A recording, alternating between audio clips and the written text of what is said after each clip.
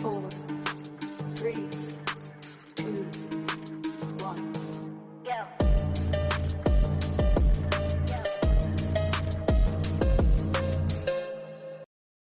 go.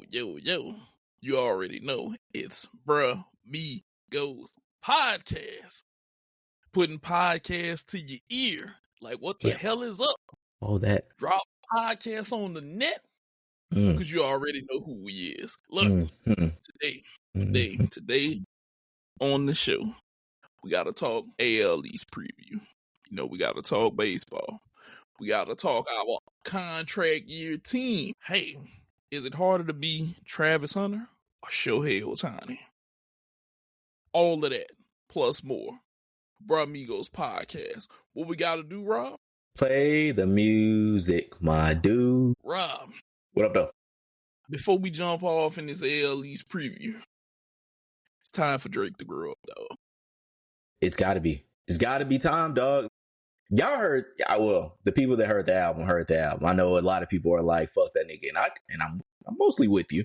But I'm a grown ass man. I felt like listening to the album. So I gave the new, what was it, songs to whatever it was. I'm trying to remember the title. But, you know, it's the Party Next Door and Drake album. And so I'm listening to it and I'm like, Drake, dog. Say, Drake, would you like to talk to a grown up? Like, would you like to basically talk to somebody that is of your age? Like, we about the same age, my dude. And your acts and your spirit, it ain't what it needs to be. Like, I feel like I'm Teddy Ray. Like, you're 36. Well, really, you're 38, 39, or whatever the fuck you are going to Australia, you know, doing God knows what, you know. But, dog, like, I'm listening to this album, and it's like, it's the same old shit all the time. Why don't you love me after I told you I don't love you? All tracks. And it's just like, why are you on this? Like, you can rap, dog. You can still spit. But it's like, why are you doing this? And it is really the juxtaposition when you got Party with making tracks where it's like, look, you over here because your man ain't shit. All right? Come here because your man ain't shit. And then you got Drake on the next track being like, I ain't shit, but I love you. Why don't you love my ain't shit ass? And it's just like, you gotta stop, seek help, grow up. You gotta move on, dog. But from Bruh Migos podcast, you need to get help and mature quickly, because it's getting embarrassing. And that's after you already had the year of embarrassment that we all saw in front of the world, in front of the president. You are down, dog. Down tremendously. Grow up. Yeah, just grow up, dog. You got this. You got this. And look, no more of that sweatshirt with the bullet holes and the smoking and all of that. I don't need the theatrics, dog. I don't. What martyr are you? Yeah, I don't need those theatrics. Like you greatly outweigh like what kind of condition you're in. Like you're not the dude with the bullet holes and all that. You in the casket, my dog. You are dust. Yeah, just let it go at this point, Drake. Look, let him get his win. If you want to come at him, go at him at a track, but you can't half step if you're gonna do it. You gotta look to bury him. If you're gonna do it while you on tour. Look, if it's me, I'm gonna shoot shots at him right now while he got his back turned, all right? And dare him to respond on tour. At this point, though, you can't half step. If you're gonna do this, you can't half step. Just go. And one more, you know, kind of off the cuff subject, Bluey. Future prediction. Oh, yeah. Rob. So for my Bluey watchers out there, I don't know what we call ourselves, but we just watching the greatest show to ever be made. So y'all remember the season finale, dog. Like, y'all saw that basically Bluey had a kid that was outside the door when Bandit opened up the door, and there was like kid with like the little like laser joint. Everybody's thinking like, is that Jean-Claude's or was it Jean-Claude? Whatever. Well, was that the French kid that basically was at the creek with Bluey? Was that his kid? Was that the black and white dog in Bluey's class? Like, was it that dog? I'm bad. I'm getting bad with names. Like, I had it right before the show and I blanked. But is this Bluey's child that is out there trying to shoot Bandit in the door? My prediction is it is not. It is her niece. Or nephew, either one. But it's that she is the uncle, or she's the auntie to that child. Why? Because that's Muffin's fucking kid. Y'all know Muffin. Muffin ain't shit. I think Muffin is a shit mom. And that's before thinking that, like, seeing a Muffin that has been a mom on screen. I am here to say, my prediction is, before they basically say what the identity of this child is, I think it's Muffin's child that ain't getting no love because Muffin is out here gallivanting probably making other people hate her just like I do. All right. I hate that little kid. I want to whoop that little dog's ass. Point it on the record. Y'all see this video. I want to whoop Muffin's ass. That girl needs a motherfucking whooping. I don't even whoop my own kids, but I will whoop that fucking dog. All right. That dog deserves an ass whoop. I don't care how it sounds. Whoop that kid's ass. And you could see that Muffin, that kid that basically had that little devilish smile with the little laser thing. That's Muffin's fucking devil spawn. I know it. I just feel it in my bone gristle. That is a dog that basically is from, I'm not even gonna say a son of a bitch, because I don't even know if the dog is a boy or a girl, but it's definitely son or daughter of a bitch. Either one.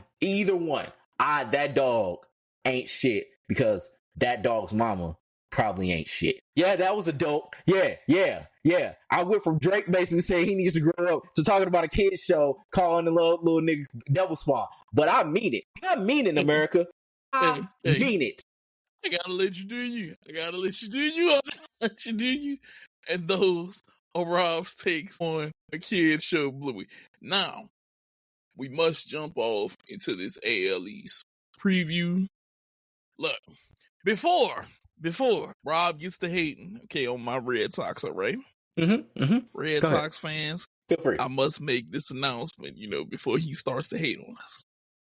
Our time is near. You look at me as I look at you in the camera. Our time is near. We got 3 of the top prospects out there, okay? We're coming up. 2 outfielders, 1 outfielder, infielder, and a shortstop. Along with Bregman, Devers, Duran. Our time is coming. It may not be this year, but next year, we shall arise from the ashes like the Phoenix, and we will be very credible again. I promise you that. We're here. We're coming back. Red Sox Nation. And now for Rob to go ahead and hate on us here. You said arise like the Phoenix. You know what also arises? Stink on shit. And that's what you motherfuckers are. Stinking up this motherfucking proceeding. You know what? Yes, you do have the 3 of the top prospects. Roman Anthony, Hamilton, Marcelo Meyer. And I forgot. Christian Campbell. Fuck him anyway. No, you know what? Let me not say that. He, brother, I have nothing against you, my brother. It's your people who I have things against. He's hating on us. But I need to basically say, I need to be the hater that y'all need. Y'all are a team of people, a group, a ilk of hate, and I need to hate on you. You have an embarrassment of riches. You have basically people. You have depth. You have pitching. You just went and got Garrett Crochet. You just went and got Walker Buehler. I hope them niggas fail. Fail miserably. Fail horribly. Fail in epic fashion. I hope all y'all basically I hope it craters the amount of talent that y'all have on this team, the amount of overpayment that y'all did for Alex Bregman.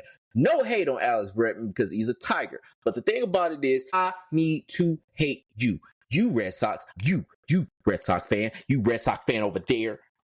I need to hate you. I hate this squad. I'm a Cardinals fan. I have a reason to hate. I have a pent up emotion when it comes to them and Mike Matheny. I still don't fuck with you. But the thing about it is, I need to hate this team. 3 top prospects, that is bullshit. MLB, y'all should be ashamed of yourself. Y'all let this kind of shit happen. Why are you letting these kind of things happen? I don't understand what the malfunction is on you people. Why should this team have all this talent. What are you doing? What are you doing about this? Okay. Cardinals, y'all ain't got that many in the top 10. We ain't never had like that. Even though we had Jordan Walker basically as the number one prospect in all of baseball, and I think he's going to have a great year. We're going to get into the NL Central preview soon down the line. But the thing about it is, Red Sox, from the bottom of my heart, fuck all y'all. All right. Y'all know, y'all have feel that from my bone bristle. Fuck y'all. All right. The vitriol, it means hate. Just listen to it. Look, it needs to be said. It needs to be said. All right. Do I think y'all gonna have a good team? Yes. But I hope like Icarus wings, y'all motherfuckers melt when it means most. In front of everybody, in front of God and country. Y'all motherfuckers fail. I'm hoping it's right there in everybody's face. I cannot wait till this happens. Cannot wait. You see the hate with him? Do you see the hate? Just I got more. The amount of hate. But we have a show to do. All right. I have so much more hate into me that I need to thrust upon y'all. But you know what? We got more, and I need more in the tank. And you know what I need more to take with? You know what helps me get more to take? DUBBY.GG. Go get you some and use Bruh Migos when Bruh Migos pod as a promo code to get you 10% off. Because you know what? Basically, that gives you more money in the bank. You know what? Give you more hate that you can pour towards the Red Sox. Some way or another. Use those savings to go hate on that team. Beg of you. That's just pitiful. But moving on away from my Red Sox, who are poised to make an uprising. Look, we gotta talk Yankees, okay? That's true. Look here, Yankees. Mm-hmm. Rob doesn't know what he feel like y'all are poised to do, but me, I have an idea. Yankees, you overpaid for a pitcher, okay? Mm-hmm. Then you sign guys who have a history of getting hurt. You paid them. Though. You gave them some money. Mm-hmm. And yet, you lost a cornerstone. Juan Soto couldn't keep him. He went across the way. Okay? He's going to be over there growing a beard, a luscious beard now, and living the Mets lifestyle. Don't know how good they'll be, but he's going to be over there with his beard, and he's going to be trying to hit dingers. Okay? So, with that being said, people don't know how y'all are going to look, but I have an idea. I think that your ship will plunder to the depths of the ocean by the time playoffs get here. You say Price. Why? Because of the injury-ridden people that you have. And because me, never really cared for the Yankees. They're cool. But they always try to use the checkbook to their advantage, which every team should. Absolutely should. But with you guys, I don't think it's going to work out. I don't think that you're going to be as successful as you were last year. I don't think it's happening. Rob may think differently, but I don't. I personally don't. I don't see y'all repeating. Yeah. Well, at all, Rob. I don't see it. Maybe Ray Charles can see something that I don't see. Stevie. Maybe even Stevie. I don't see it. What do you think, Rob? I just don't see him doing anything. It's like they overpaid for Max Fried. They bringing back Garrett Cole, Jason Dominguez, who's baby Babe Ruth. You know, like he's supposed to be something. You know, we'll see what happens. They went and got Paul Goldschmidt, who I think is going to be a very nice fit for them at first base. Went and got Cody Bellinger, who is basically going to be nice for them, especially with that short porch. Are these pieces going to be enough to outweigh what you had with losing Juan Soto? I don't think so. It's going to be maybe close, but it's not going to be that damn close because of Juan Soto and how good he was batting with the best player in baseball, arguably, in Aaron Judge. You know, like that, basically having somebody like that and like losing somebody like that in Juan Soto, I don't know if y'all gonna be able to make that shit shake. And I mean, granted, y'all got my boy Devin Williams from St. Louis. I want to root for you, my dude, but you basically going from, you know, I don't know what Brewers Stadium. It was Miller Park. It ain't Miller Park no more. But whatever it is now, Brewers Field.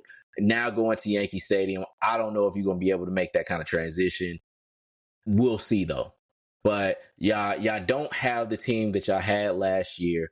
This AL, it's got some good teams to it. Not great, but the thing about it is, I don't know how great y'all going to be either. Especially when you got just who I was just hating on, the Red Sox basically coming up and having more talent.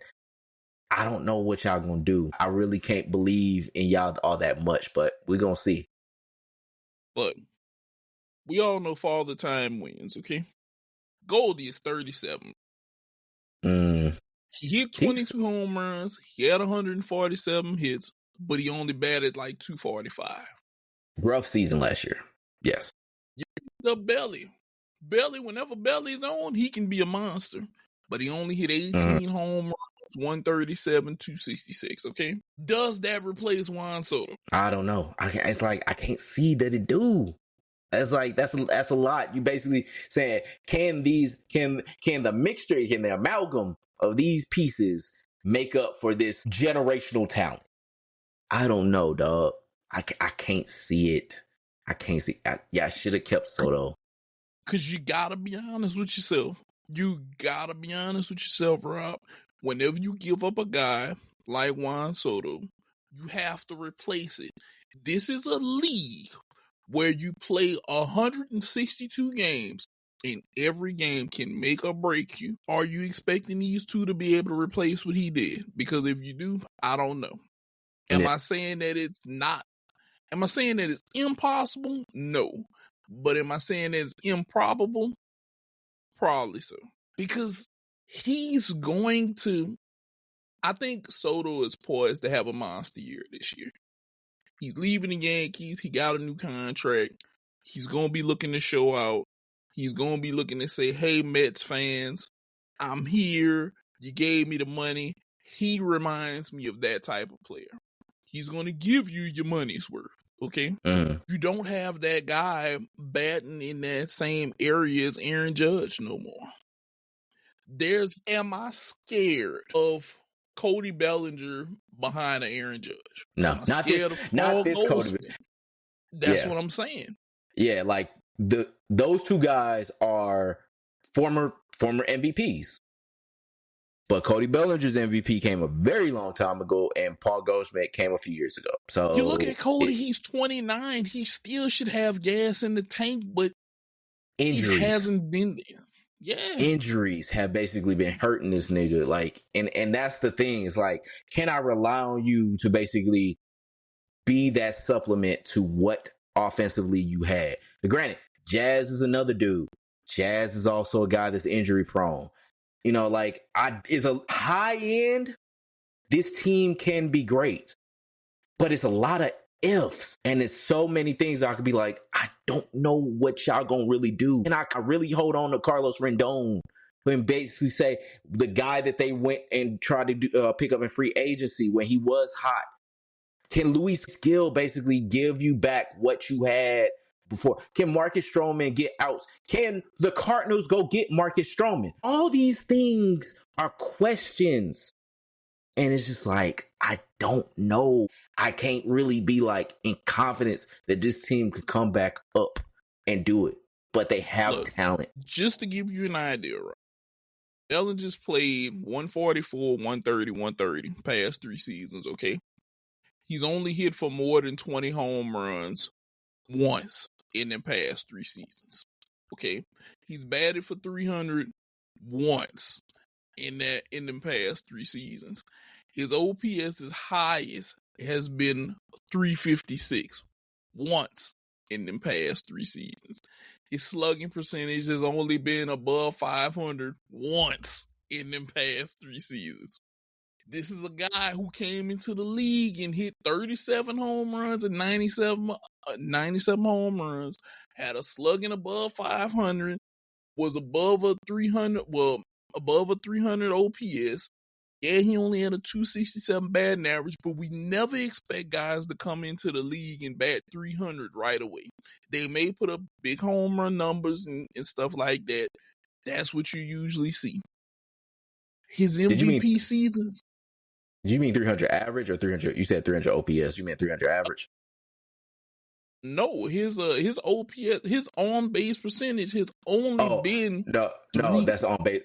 The OPS would be on base percentage. Yeah, that's He hasn't been there. His batting average hasn't been there. Are you going to get MVP 300 batting average, 400 OPS at 29 years old? It's possible.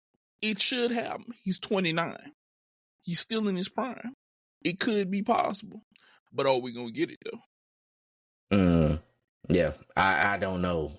It's like the only thing I can say, like, okay, can he take advantage of that short porch out there, Yankee Stadium? That's what's going to be the thing. Like that's what I was going to be. That's what I was saying with like with Juan Soto. OBP, my bad, people. OBP. I'm thinking OBP. No, you good. You good.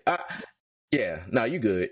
But no, like I don't know if can he take advantage of that short porch out of Yankee Stadium. That's going to be my thing because that was my thing with Soto, and it's like I think he could with that swing. If basically he can stay healthy and if that basically could be the thing that basically helps him, it can work out. It's just that it's going to be hard to see or it's going to be hard to fathom. Can he do it and do it consistently? I got one other thing with the Yankees too. Jonathan Loaisiga is the George Costanza of that team. That nigga, I keep looking at this team and I be thinking like they released him years ago, didn't that motherfucker's like y'all remember for my wrestling fans, y'all remember JTG.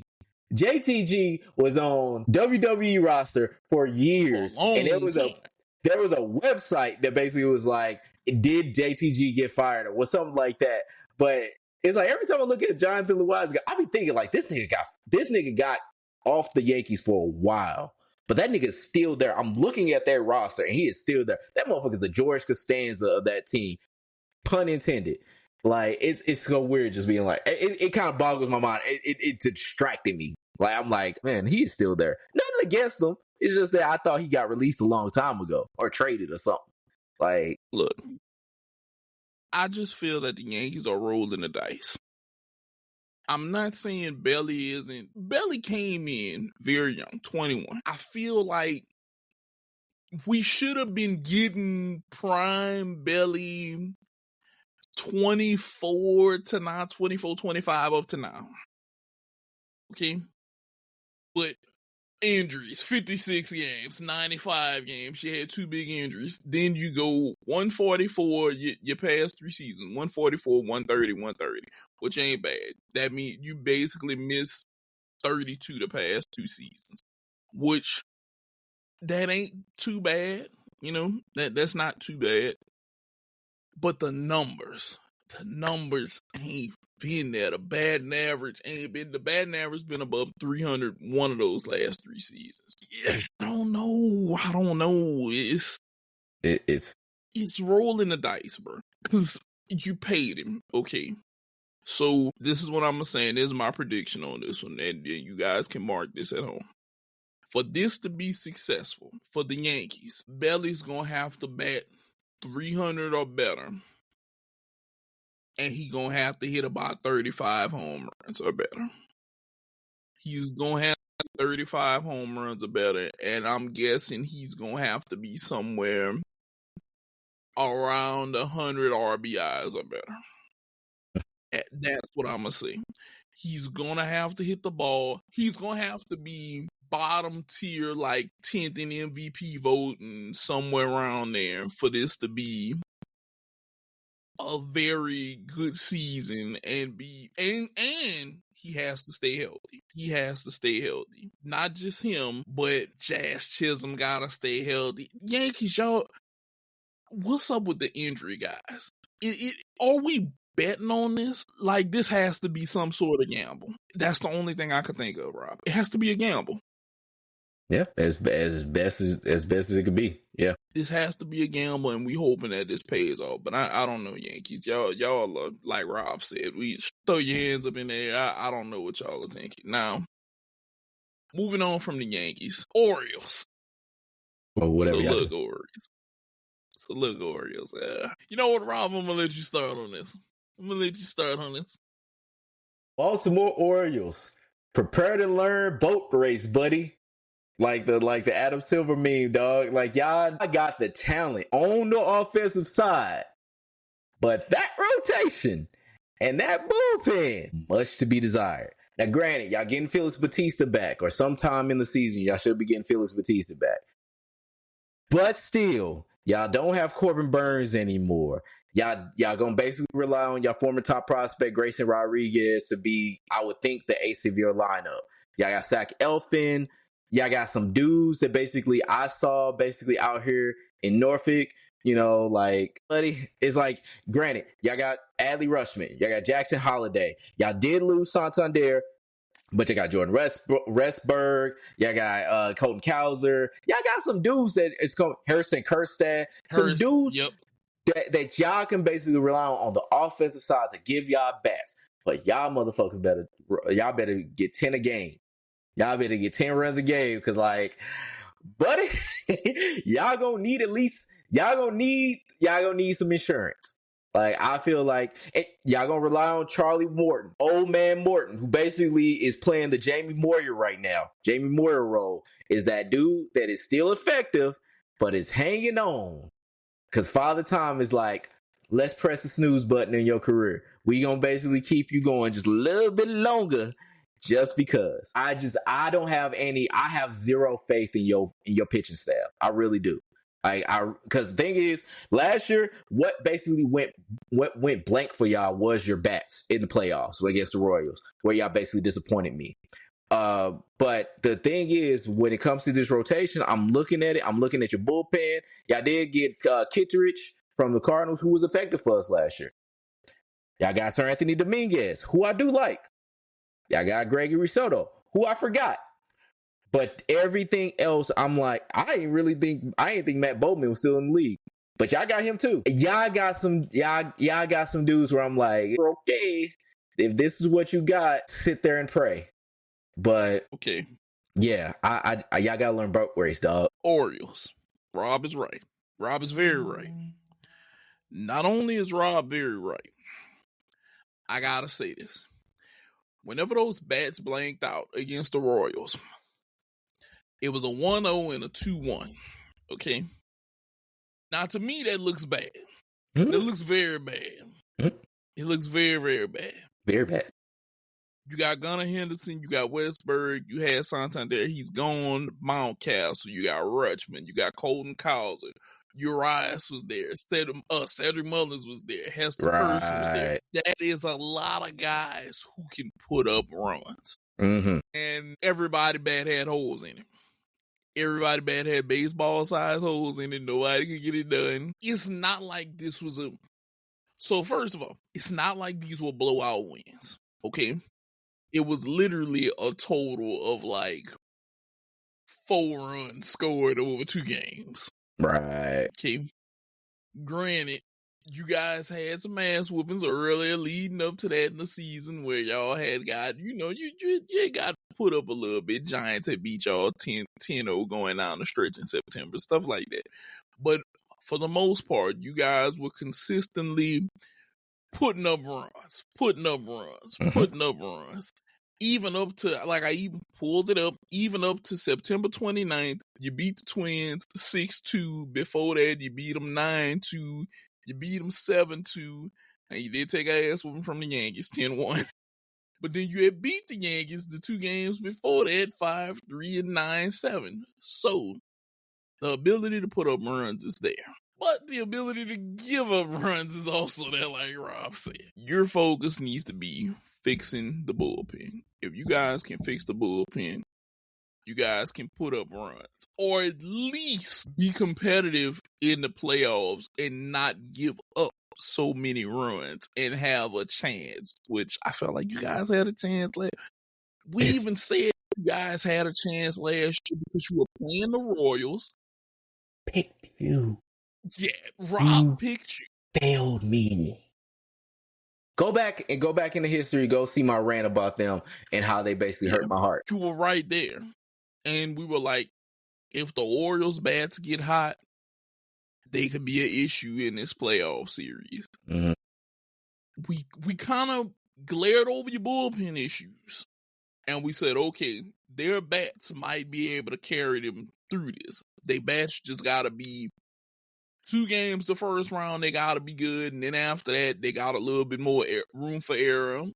Because once you get to the 7-game series, you just got to be good 4 out of them 7 games. It can go 7. You just got to be good 4 of them games. And hope that your first 4 games hit before their first games. Cool. It befuddles me how you guys didn't say, hey, we have everything we need batting wise. Let's go work on this bullpen. Mm-hmm. It just poof. Poof. But part of it is Felix Bautista going out and like really, and well, Felix Bautista was already out. Sorry, they were trying to rely on Craig Kimbrell for a lot of their season. They were trying to go get bodies, go get parts. It just never really panned. But really, it was just like you gotta basically hit, and you're gonna have to hit consistently. You're gonna have to basically do something. You know, y'all got some guys that's in the prospects or that's in the minors that are high prospects. Y'all might need to call upon them. It's just that, yeah, y'all don't have it like y'all did before, where it's like y'all were stacked up and down. Y'all can basically, you know, y'all got Samuel Basallo, Kobe Mayo, who are I've seen Mayo. I haven't seen Basallo, but yeah, like guys that basically can be up. Yeah, like guys that could come up. Y'all gonna basically have to hit. Y'all gonna have to hit and really hit. And good thing is, when it comes to the AL East, y'all should be okay. When it comes to the rest of the AL, grab your rosary beads and you know, do your thing. Pray for bad bats that night. Yeah. So yeah, that's it. But yeah. All I'm saying is relying upon Craig Kimbrell last year was the worst thing ever. Craig Kimbrell had a 5 ERA. A 5 ERA. And he started 12 games. He was 7-5, okay? He had a 5 ERA. What would y'all think? Just hoping and prayer.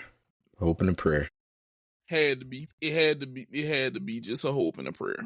Now, going from a team that we know needs a pitching staff to, I'm going to be honest with you, though. Look, Rays, I'm trying to think of the best way to say this. It's going to speak from your heart. Let the words ooze out of you. Let it all come out. And Is one team worse than y'all in this conference? But y'all live in the slums. Oh, God. Yeah. Y'all live in the slums. Under 500. Mm-hmm. Okay. Mm-hmm. I know it's spring training, but already losing. Well, no, you did beat my Red Sox. Okay, you did beat my Red Sox, and you beat the Braves once. But that's about it. That's about it. Go ahead. Trying to be nice to y'all. Trying to be nice to y'all. You just gotta tell the truth. Tell the truth. Shame the devil. You know. Like, just go ahead. Go ahead. Speak on it, dog. Take this shit, burn it up, and start over. Okay, just take it, burn it up, and start over. I know. Some people may think, but the Rays, they have a little bit of potential. Where? Just where?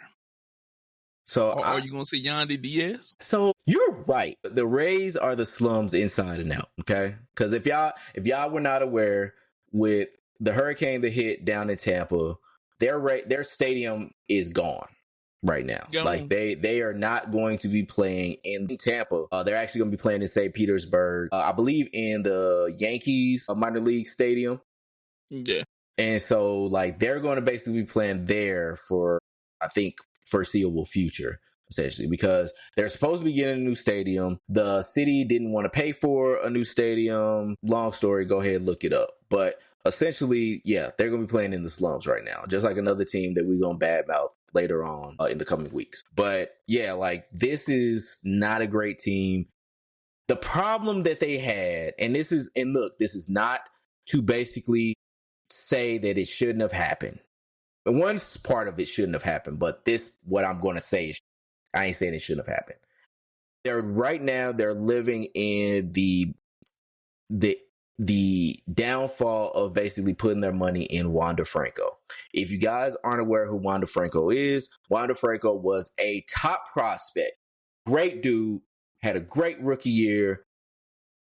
They paid him a load of money. When it comes to just to let you guys know, when it comes to MLB players, they can't hit free agency until I want to say 6 or 7 years of service time. And so they paid him after year one, which Padres did the same thing with Fernando Tatis Jr. Other players have basically gotten these sets of deals, but Ronald Acuna was a big one, basically paying their arbitration years out, blasey.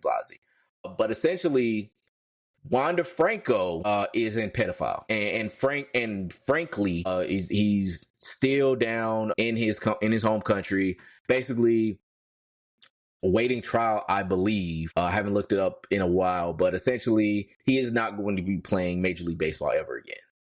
As proven pedophile, was basically caught with a underage girl. The mother basically had something to do with it as well. Look up Wander Franco. You will see all the details and everything like that. Oh, yeah. But they gave him a lot of money. They're still going to be paying him. I think they haven't torn up their contract. I don't know if they'll be able to, recoup or anything like that. But essentially, they haven't basically put any money into this team in a team that is historically cheap.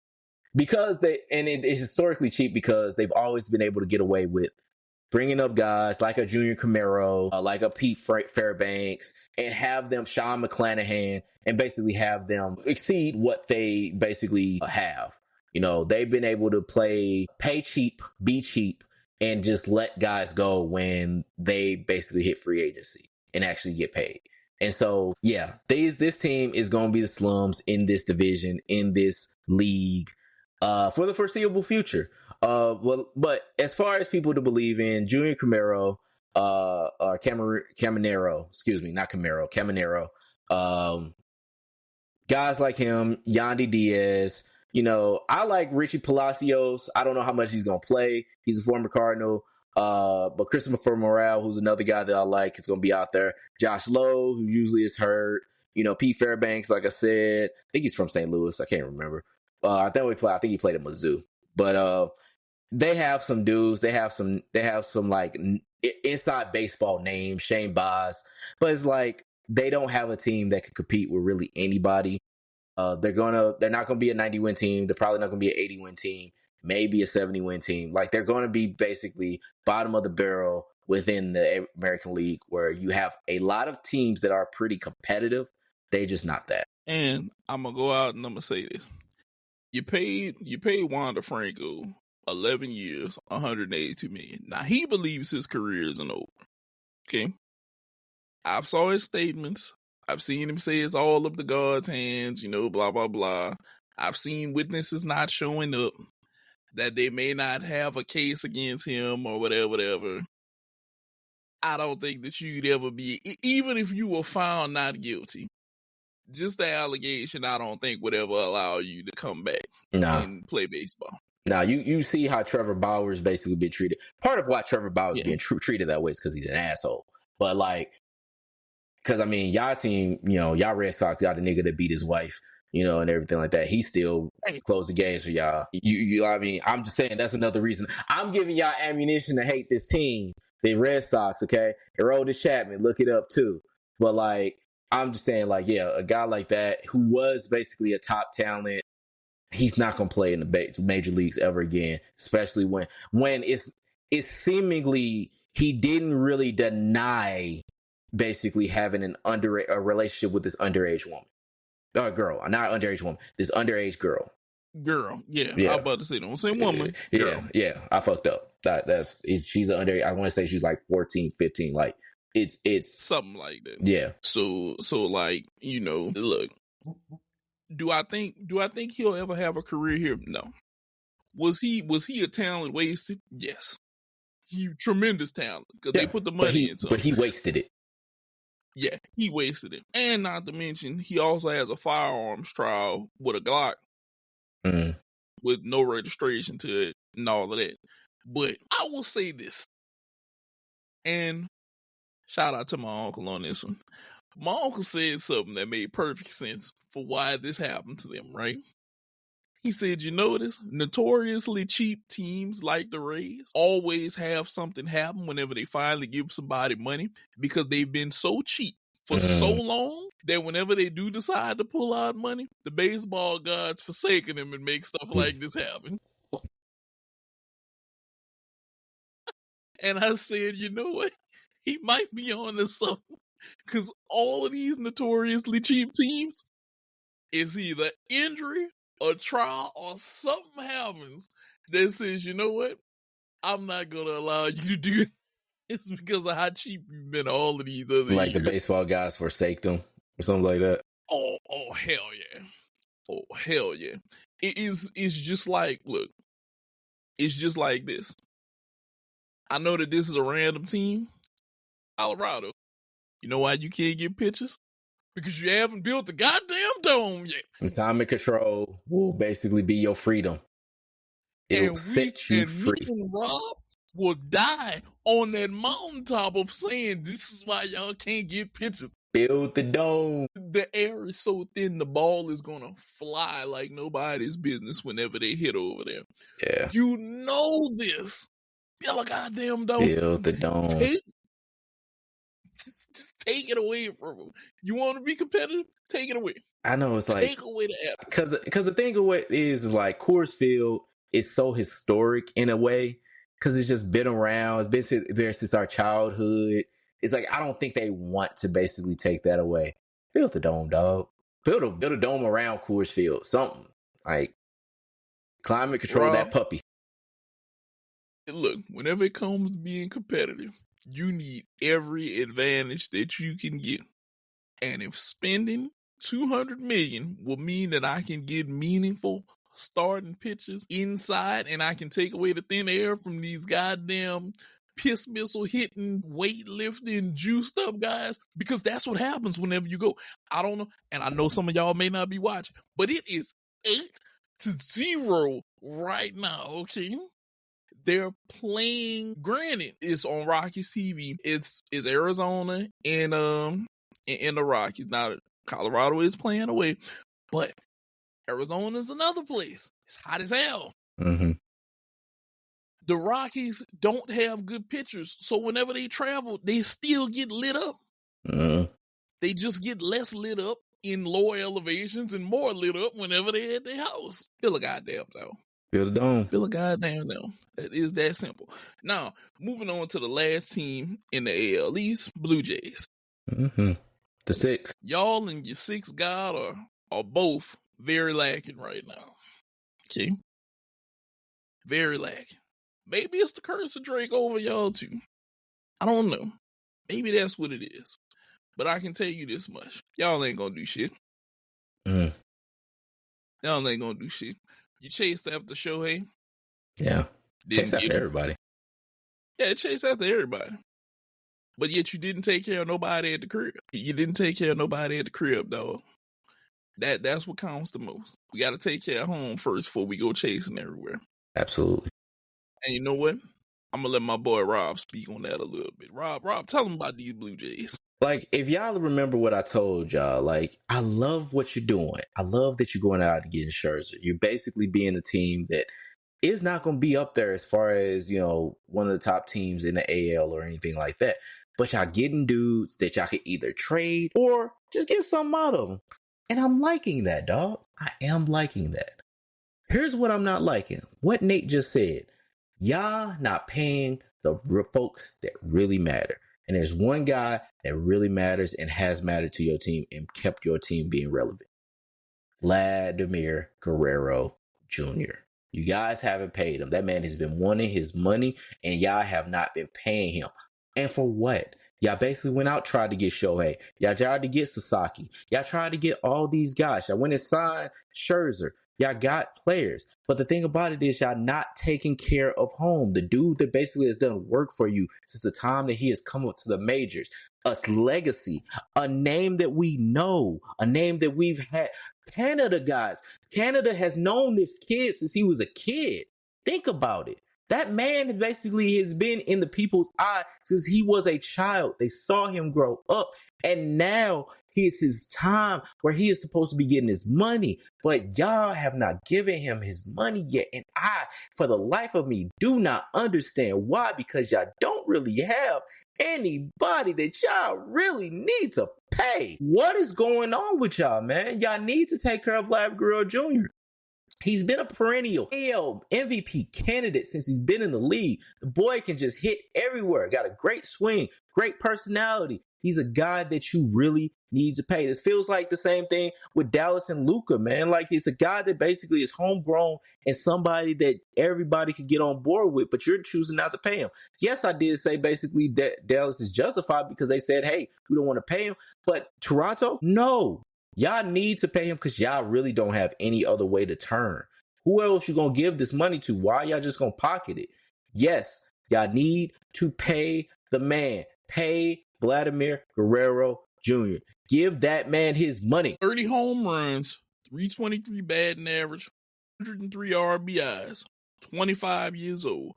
Yes, it's not his year with the most home runs or RBIs. He's still batted above 300, okay, which he was down, in 2023, 2022. The guy played 159 games for you, okay? He's only had one season he hasn't played at least 123 games, and that's his second year. You guys have to play Vladdy. Son of a Hall of Famer. He probably might be a Hall of Famer. What's wrong? Why not pay him? Like the sixth god, basically y'all have up there has a quote. Pay the guys. Pay Vlad, man. Like, what's going on? Like, why ain't y'all trying to pay this dude? Like, I don't understand it. I really don't get it. Y'all when they got Andres Jimenez. Y'all got all these other players that basically are not Vladimir Guerrero Jr. Bo Bichette ain't Vlad Guerrero Jr. Y'all ain't gonna really pay him. Like, come on, man, pay Vlad. Look, I can understand if you were saying we don't want to pay him because we might try to use him as trade bait or we might try to start over. Clearly, you can't be about to do that. I don't think it would even be feasible right now for you guys to do that. But what you need to do is pay him and then see what else we can get. Because right now, you got a 25-year-old guy who's very freaking good, who, like I said, dad's a Hall of Famer, and you let them kind of wither away. You're wasting good time. He's in his prime now. We got to make moves. You got to make this happen right now. Because Absolutely. I promise you, if he gets away, he's on something that we're about to go into. Matter of fact, I'm going to go ahead and hit the transition for it right now. This is our all-contract year team right now. And you know what? Some of these teams that we talked about today have some of the people. And we're going to start at catcher with none other than the Orioles switch-hitting catcher that they have, Adley Rutschman. All-star catcher Adley Rutschman. He's that's another dude that y'all gonna have to basically pay. He's a cornerstone in y'all offense. He basically has all the talent, all the charisma that you want to basically pay. Y'all, and everybody said that like whenever they're gonna have to pay all these top prospects, like the Harrison Kerstads, like the Colton Cowsers, like all the Jackson Holidays, like what's gonna happen? This is that first domino because he was that first number 1 overall pick from, I can't remember what year, but essentially this is the first domino that's about to fall. Like are they going to try to keep him? Are the Orioles going to have actually pay to keep a guy? This is going to be the first one. Absolutely somebody. And before we really go into the list, I want to say this is why we basically have an all contract year team.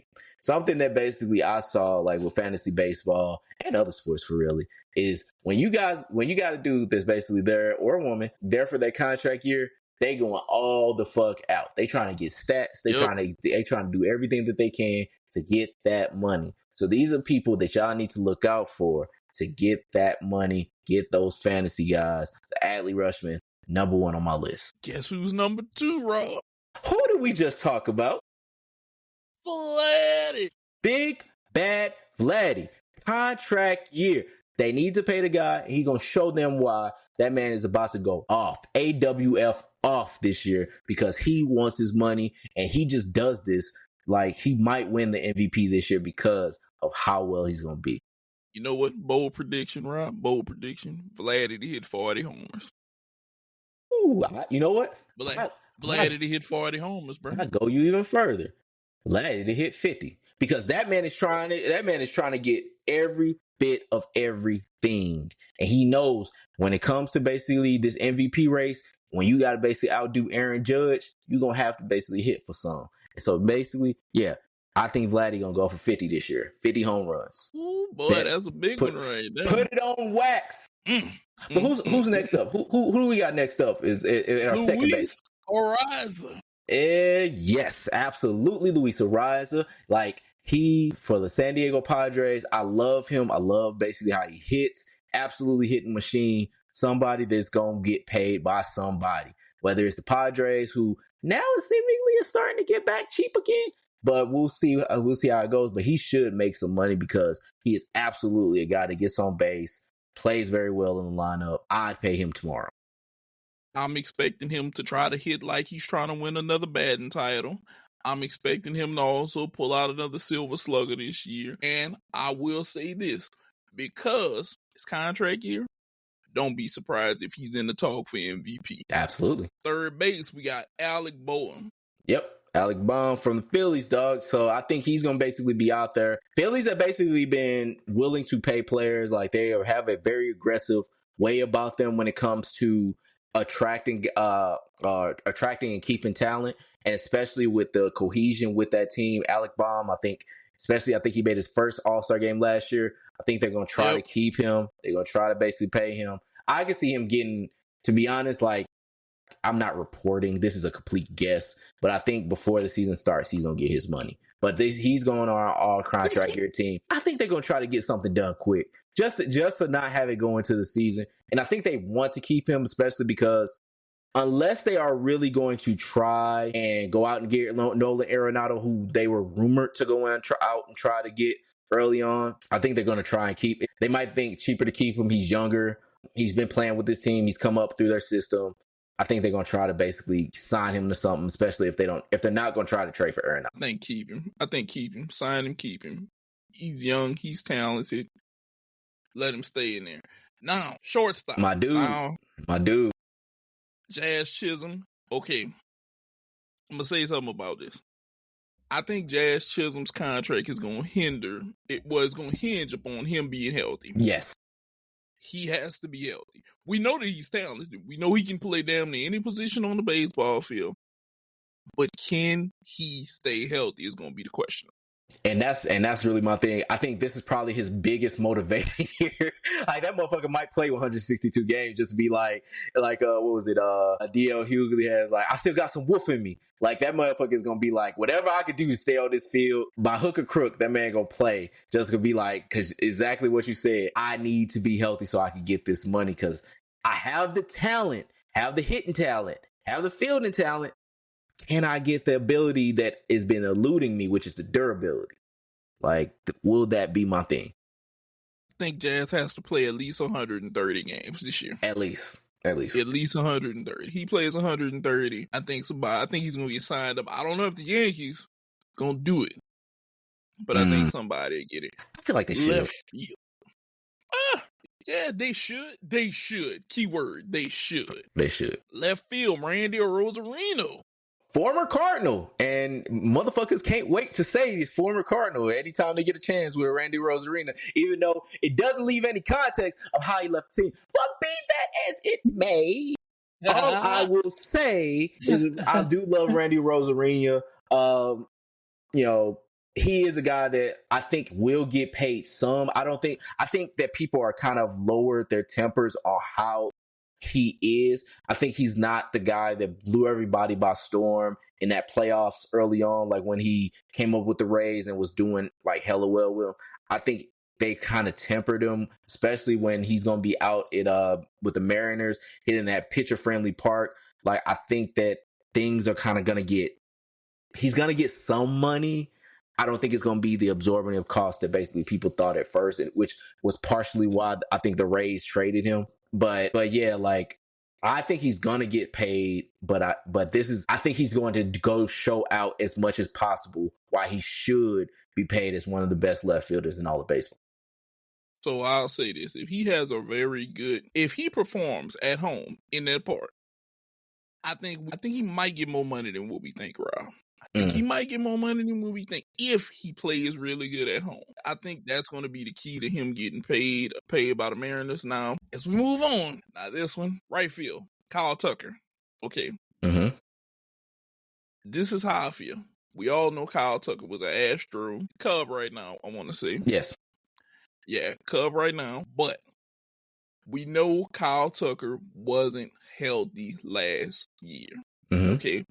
We know healthy Kyle Tucker is about 30 home runs. Yeah, he's 30 home runs. He's very good with his bat. Question is going to be, do you think that we'll see a fully healthy Kyle Tucker coming in, ready to do his thing in Chicago? Is he going to show out in Wrigley? How is this going to work for him?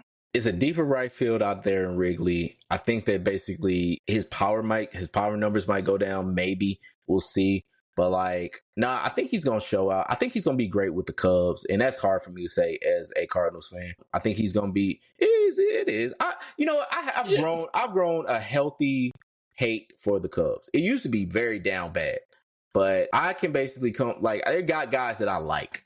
And so, Shota Imanaga, Kyle Tucker, I'll see what Matt Shaw gonna do.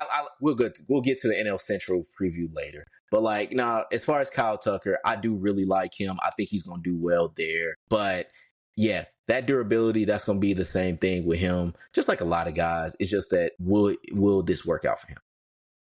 Yeah. Now, you speak on durability. This is definitely a guy coming up. Center field, Lane Thomas. Lane Thomas has been hurt a lot during his career. He had a 3-year stretch where he was 146, 152, 130 in games. He played 130 total last year. He's just split between Washington and Cleveland. But he was hurt a lot more before that. So his past 3 years have been good. First years weren't as good. I feel like if Lane Thomas can be healthy, I think, and I'm bold prediction, he's gonna be in the running as a top 10 center fielder this year. If he can be healthy and perform, he'll be noted as a top 10 center fielder this year. American League or National League or baseball? I'm gonna say all of baseball. Oof, that is a bold prediction. And I'm gonna say why. So you playing for Cleveland, right? Yeah. All eyes on you. Cleveland just made a run last year. That's true. Okay? You finally had a run of healthy seasons. If you can continue to be healthy, you can work on your numbers. You'll be looking good. That's true. He can only go up from here. I feel like he's one of those guys, he can only go up. He showed progress of staying healthy. He can only go up from here. That's true. And I feel like if he puts up good numbers, we'll be talking about Lane Thomas being somebody that you want to put in your center field. And if that's the case, I think he'll show out. He'll have a good year this year. He'll have a really good year this year. We'll be talking about how much is he going to get paid. I think Cleveland will try to pay him. They'll try to pay him to keep him there. Because clearly Washington was like, hey, before he can make this happen, let's shoot him somewhere else. And I think that's what's going to happen this year. I think he's going to have a career year, very good numbers, and we'll be saying, hey, Cleveland, are you going to pay him or are you going to let him walk? If he walks, where does he land? Because, career numbers do a lot of things for front offices.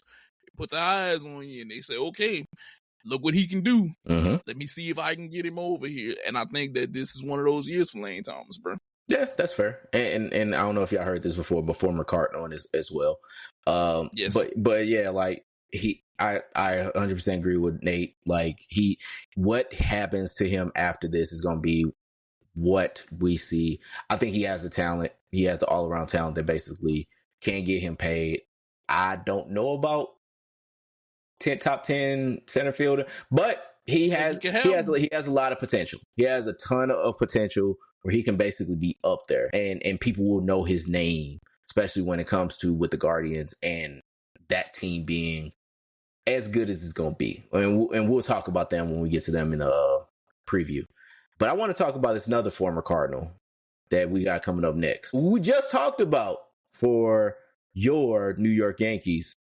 I got him as DH, but he's going to be playing probably first base for them. Paul Goldschmidt, Gold member. That man, I think he only signed a 1-year deal out with the Yankees. He's 37. He still has a lot of talent with him. The only reason the Cardinals gave up on him because they're trying to go for more of a youth movement with that team. If they weren't, he'd still be a Cardinal. He still has the talent. I don't know why there wasn't a bidding war for him. I think he will be a good first baseman for any major league team outside of it's a handful of teams that I could basically say that he probably wouldn't have been or they probably wouldn't have, chose somebody over him. But nah, Goldsmith still got it. I think he's going to do very well in that Yankees lineup, even though we don't know what the Yankees are going to do. But I still believe in him and believe in his contract here. Okay, he did win MVP a few years ago, but Rob, we know why there wasn't a bidding war. How long can he dodge Father Time? Dodging Father Time is always the key to this. Now, granted, very healthy past 4 seasons, 154, 154, 151, right. 158. And that's what I'm thinking. He has he's been out there, but I get it. He has the age, and that's a big deterrent. It's a big deterrent for a lot of people. He may be in his old man strength years, bro. He may be in his old man strength. Yeah, look, I'm gonna say this. I play baseball. It's a few things that I'll say about this. Whenever you playing positions like first, third, you're on the infield, you're active, but as a first baseman, you're not as active as a second baseman, shortstop, those positions, okay? Could he play first and be there? Yeah, first DH, pretty easy, bro. He can do that. The question is, are you gonna get 20, 30 home runs out of him? Are you gonna get solid at bats? Is he gonna be 260, close to 300? If he gives you that, he's well enough serviceable to go anywhere. But then the question still remains: how long? That's always going to be the question. How long can this guy be here? How long can he do this? Now, going from the guys who do a lot of hitting to the guys that do a lot of Tark Scuba, Rob. Yeah, your reigning, defending, undisputed Cy Young champion as of right now in American League. I mean, Tigers going to have to pay him. They need that ace at the top of their rotation.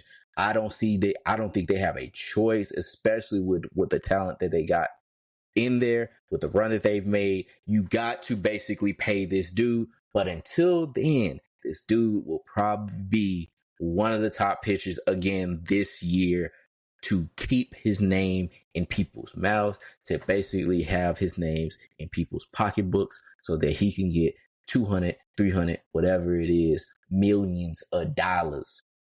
Yeah, Tarek Skubal is going to be basically one of the guys, is this SP1 on this contract year team. So, 228 strikeouts last year. Cy Young winner. Okay. Yes, Detroit made a run. But I'm going to say this. Does Detroit make reasonable signings and does Detroit make reasonable moves? I mean, Javier Baez could tell you no. Okay. So, with that being said, they should sign Tark. But could they maybe go against the grain and mess this up? Yes, it's all possible. Detroit, it's the Tigers. Yep, that's true. What do you expect? Yeah. But it's only 5 years in the game. I feel like he's got a great time at being, I feel like this is going to be him hitting his groove. He's going to be one of those names that we're going to talk about at least for the next few years, as long as he's healthy and he's pushing 200 plus strikeouts a season. So, hey, this is the guy. Detroit, go ahead and pay that man. To be honest, this is a person who should have his money before regular season starts. Done deal. Yeah. You shouldn't have a problem saying, okay, I'm going to go out here. Look, you're right. Matter of fact, right now as we speak, you should have his contract being typed up. You should be, hey, get that together so he can go sign this and be ready. That should be how this goes right now. So, for ISP2, Dylan Cease. Dylan Cease, currently with the San Diego Padres. Great pitcher. Will he get his money? I don't know when. I don't know where. I don't know how. I don't know who. But I think that he is somebody that can be in somebody's rotation and get paid. It just depends on who and when and where and why. So, this is my opinion. 29 years old. I don't think that we've seen him hit his peak just yet. Granted, a couple years ago, he finished second Cy Young. Last year was fourth. I don't know if we've seen him hit his peak just yet, Rob. I think this is going to be his year with San Diego. We know San Diego has one of those lineups where it's not a bunch of greatness, but there's not mediocrity there. No. I mean, they have some. Yeah, they have some talent. Yeah, they have some talent. So I think part of their talent being very good is going to be their pitching staff being good. Mm-hmm. He's a part of that.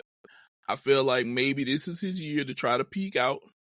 If he can show you what you can get at peak Dylan Cease, I think then we'll have an idea of saying, okay, this is him at his peak. If he's in the starting rotation, we can see where our lineup is going to be, and then we'll be able to judge even better. Do I think he's going to get paid? Yeah, I think San Diego is going to pay him. I don't think San Diego is going to be stupid enough to let him walk somewhere else, unless you know you want to become a Red Sox next year. Just throw it out with other. You don't have to. I'll hit that motherfucker out of the park. Do not. You don't have to do that. You don't have to do that. But I do think that he's a very good pitcher.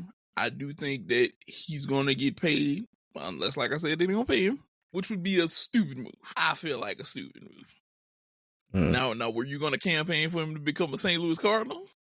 I would if I could. I mean, we ain't really... Look, we going to get to the Cardinals and how I feel about everything that they're doing. Like, y'all just wait. I'll just wait on that. But what I would say as of right now, we haven't developed pitching very well. He'd be a guy that could be at the top of our lineup along with Sonny Gray, because we ain't going to be paying anybody anything else anyway. But yeah, that could work. And from, talking about guys who you guys drafted at one point, the next guy on this list, Zach Gallen, y'all drafted back in the third round of 2016. This is person 4 in this list. I am not biased. I am trying to be as objective as a person that can be. I'm not telling y'all that I picked a bunch of former Cardinals. It just I'm like fucking Will Smith's dad in Fresh Prince. Y'all think I wanted this? It just happened. Like, I just basically put these guys on the list. So what is 4 former Cardinals? It just happened. But do you know what it also tells me? That y'all don't do well at holding on to talent. I'll say outside of gold. No. Let me get to Zach Gallen, and I'll get to that another time. Because that's a misconception with a lot of this shit. Gotta shoot shots at him. Shots at him. Because I'll basically make this fucking podcast 3 hours with the amount of misconceptions that basically y'all motherfuckers want to come up with this. Oh, y'all don't want to keep... Zach Gallen, very well, Cy Young candidate with the Diamondbacks. Should be getting paid by the Diamondbacks, especially to go along to compliment Corbin Burns, who they just signed. Like, that's the guy that basically is on this contract team. Y'all need to go look out for him. I'm going to shut up before I go off. All right. Michael Kopech. Another guy that basically just got a ring with the Dodgers, got out the hellhole of the White Sox. Like, he's going to get paid by somebody as a reliever. I don't think they're going to do the Clay Holmes thing and bring him back as a starter. But a guy that, I think he's going to get paid sooner or later from somewhere. Maybe even the Dodgers, because they got all the fucking money anyway. Yeah, he might get paid by the Dodgers. I'm not going to lie to you. Devin Williams. My dude from the Lou, even though he's from Florissant. But Devin Williams, he's gonna get paid by somebody too. Hopefully he do. Like I want to see everybody from the 3-1-4 succeed. So I want Devin Williams to get paid. But yeah, he's the RP2. But who do we have as the closing pitcher on this great all contract year team? Ryan Helsley. The Hells Bells Cardinal. I don't know if he's gonna get paid by the Cardinals. I'll be completely honest with you. I can see them basically letting his ass walk. Do we have anybody that basically can supplant him? Mind your business, lady. Like, we don't have anything that can basically replace Ryan Helsley. But I also don't think that they're going to basically open up their pocketbooks to keep him. I feel like we should, or he's going to be traded by mid-season, get some prospects back for him, something. But the thing about it is, I don't see him being a Cardinal after this year. I think he's about gone. And it's going to be unfortunate because we really don't have anybody to close. Or no real talent that could close right now. So, with that being said, I'll also say this. Looking at this list, we have a pattern of the Cardinals not paying people and people going somewhere else. So, yeah, like I said, probably going to end up somewhere else. I will flip this fucking car over. All right. Here's the thing, okay? Because here's the thing. Zach Gallen, what was he a part of? The Marcell Ozuna trade. Why? Because we didn't have any batting. We didn't have any bats. We needed a bat. Marcell Ozuna worked out for us. You know what happened to Zach Gallen when he got to the Marlins? He got further traded. By who? For who? Who, you ask? Jazz Chisholm. Funny how that works, huh? Jazz Chisholm was a Diamondback, became a Marlin because he was in the Zach Gallen trade, because they didn't do anything with Zach Gallen either. And then what did Zach Gallen do? Go the fuck off with the Diamondbacks. But that's two teams that there's two teams that traded him before he got success. And that's the misconception when it comes to all this shit. Randy Rosarania got fucking released by the fucking, oh no, that was Adolis Garcia. But no, Randy Rosarania was damn near a non-factor until he was a factor for the Rays. All right? That's how that happened. See, y'all keep going off on this shit. And you know what? I don't like it. I don't like the fucking, the shit. Lane Thomas was a part of a crowded outfield because they were trying to go big on Dylan Carlson. Should they have gone big on Dylan Carlson? Mind your business, lady. But they had so much outfield talent that just did not pan out for real. And then the talent that they did have that they weren't looking at did, like a Lars Nootbaar, who basically was the guy that basically brought Shohei Ohtani to us. I don't care. I will believe.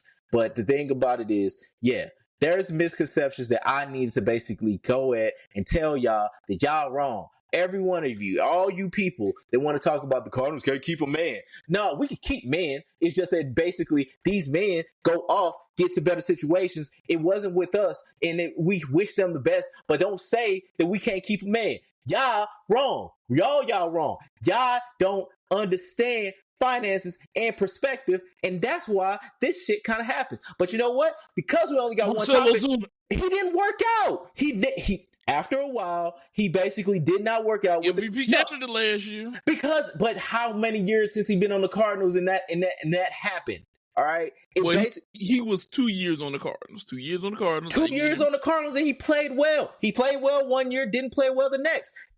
Look, all I'm saying is, it's not as if we can basically say that in the future, way down the line, that these things gonna pan out. Sometimes these things don't pan out. Sometimes they do. We basically make suggestions. We make moves to basically make best for our team, and sometimes shit don't crack.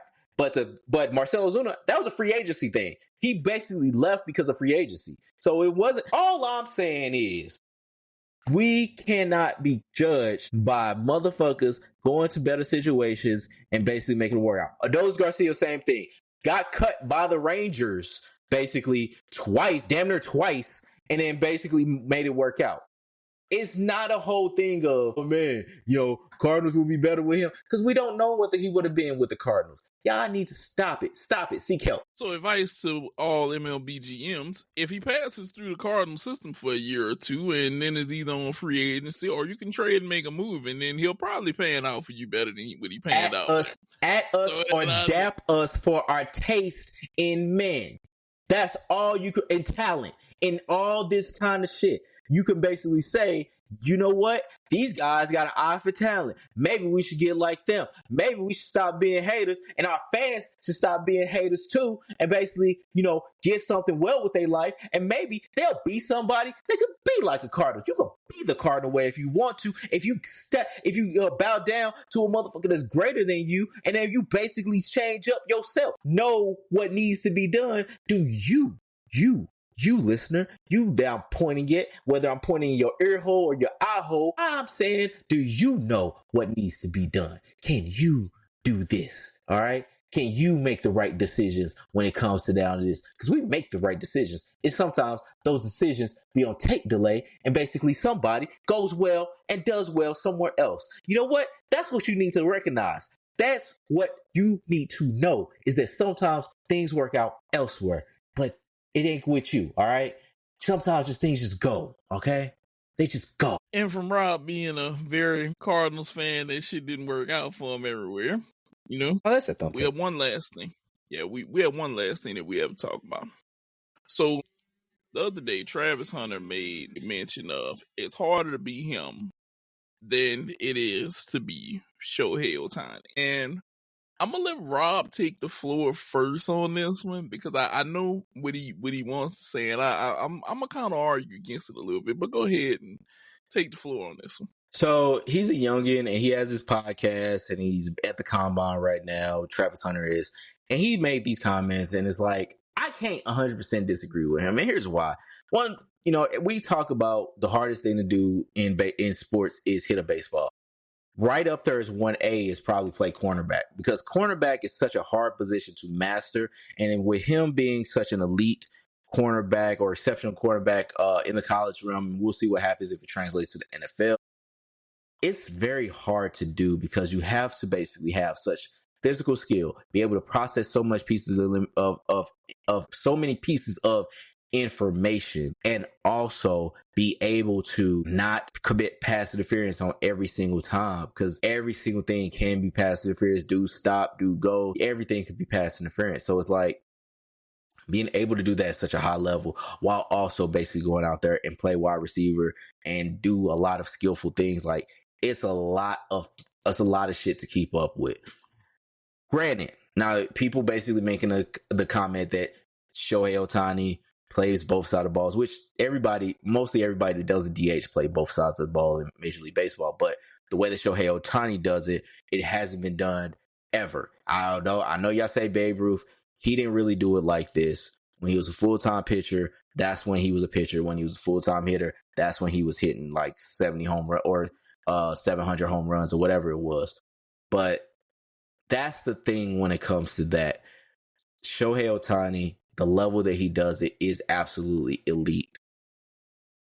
He's an elite hitter. He's a great pitcher. Yeah, it's hard. It's very hard to do that. But I don't think Travis Hunter was really wrong in saying that, hey, it's hardest to do, especially when how grueling NFL is and how grueling football is on the human body. It's a lot. So I can't really say that he was wrong completely. I just see he's kind of right. Oh, I can understand you saying that he's kind of right. We don't take into account how long the MLB season is. Mm-hmm. That's true. We don't take into account that Shohei is going to pitch every 5 games. That's true. That's fair. We don't take into account that, yes, Travis is playing both sides of the ball, but at no point is he asked to deliver the ball past somebody to the catcher. His aspects of the game are, yes, football is physical, but he's got to be physical with a maximum of 22, 23 games. Yeah, at most. Okay, versus a guy who's probably this year, I'm going to say, going to play at least 150 games. Probably. And he's probably at least going to pitch 20 to 25 of those games. Yeah. Yeah. He probably has some of the nastiest breaking stuff that you've ever seen. He's so good. He learned a sinker like mid-season. I'm going to just throw that one out there. Now, I'm not saying Travis Hunter is wrong for saying that he's that is hard being him. But the one thing Travis Hunter does is this. If he runs and the ball doesn't get thrown to his side of the field, receiving or on defense, he basically just ran for that play. Okay? Shohei is going to have to stand on the mound if he's pitching, and he's probably going to pitch at least 7 innings.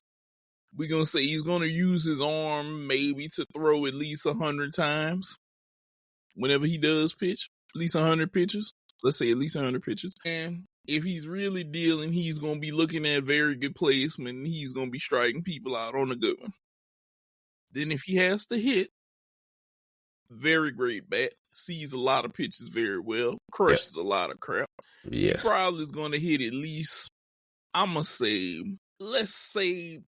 say he's going to hit between 35 and 40 home runs this year. Which is a down year because the nigga went 50-50 last year. Yeah. Which would be a down year, but I'm putting that in there because I'm expecting him to pitch. It'll be some crap if he wins 20 games and hits 50 home runs. That'll be... It's like nothing's impossible for this nigga, though. But yeah, you're right. Yeah, nothing's impossible, but damn it, if he was to win 20 games and hit 40 or 50 home runs, I'd be like, come on, bro. You cheat coding it now. Especially if he strikes out close to 200 people, I'd be like, come on now, bro. Come on. Because if he does that type of numbers in the season, it'll be legendary. And then here's the other thing. I don't think that they're going to allow Travis to play both sides of the ball like that in the NFL. I think that he may have some plays on offense where they may stick him out there because I'm expecting him to be a full-time cornerback. I'm not expecting him to be a full-time wide receiver. I would question it if they said he's going to be a full-time wide receiver and part-time cornerback. That would be something that I'd question, but I'm expecting him to be a full-time cornerback. And with that being said, Travis, if you're talking you in college compared to him in the major league, it's somewhat harder physically because of maybe taking hits as a wide receiver. Because usually if you dole out the hits, you don't have that much effect. It's usually dealing out the hits is less on the body than taking the hit. Travis, with all due respect, I'm going to say it's harder to be that guy over there in La La Land because he is exceptional. Above exceptional. Yeah. He's that Haley Comet. He's that Haley's Comet that we talk about. And if you're not watching baseball, we've said this on many a podcast. If you're not watching baseball, especially whenever he's on the TV, you don't know what you're missing out on. Last year, 50 and 50. Like 50 home runs, 50 stolen bases. He got to 40-40 on a game-winning grand slam. I'm just saying. And I want to say he's already homered in spring training this year. First at bat. Yeah, first at bat. So he's tuning up the bat already. He's trying to show you he might go out here and hit another at least 40 homers. And look, if we see an amazing year from him, I'm thinking it would be incredible if I'm thinking he might start 25 games.